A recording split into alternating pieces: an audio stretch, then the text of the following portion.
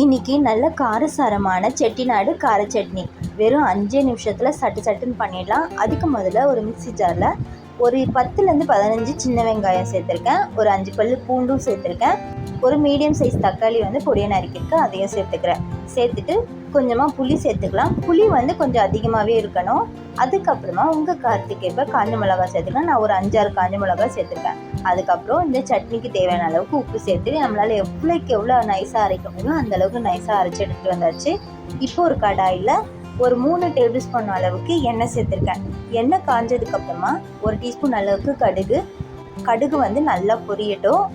பொரிஞ்சதுக்கப்புறமா ஒரு அரை டீஸ்பூன் அளவுக்கு உளுத்தம்பருப்பு சேர்த்துக்கிறேன்.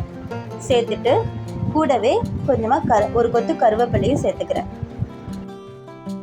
சேர்த்துட்டு நம்ம அரைச்சி வச்சுருந்த விழுது இருக்கு இல்லையா, அதையும் சேர்த்துக்கலாம். சேர்த்துட்டு அந்த மிக்ஸி ஜாரில் கொஞ்சமாக தண்ணி சேர்த்து அதையும் சேர்த்துக்கலாம். ஒரு நிமிஷம் நல்லா வதக்கிட்டு மூடி வச்சு ஒரு 2 நிமிஷம் நல்லா கொதிக்கட்டும். அவ்வளோதான், 5 நிமிஷத்தில் ஒரு காரசாரமான செட்டிநாடு கார சட்னி ரெடி ஆகிடுச்சு. இந்த சட்னியை நீங்களும் வீட்டில் ட்ரை பண்ணி பார்த்துட்டு கமெண்டில் சொல்லுங்கள். என்னோடய சேனலை சப்ஸ்கிரைப் பண்ணாதவங்க ப்ளீஸ் சப்ஸ்கிரைப் பண்ணிவிட்டு சப்போர்ட் பண்ணுங்கள் ஃப்ரெண்ட்ஸ். தேங்க்ஸ் ஃபார் வாட்சிங். பாய்.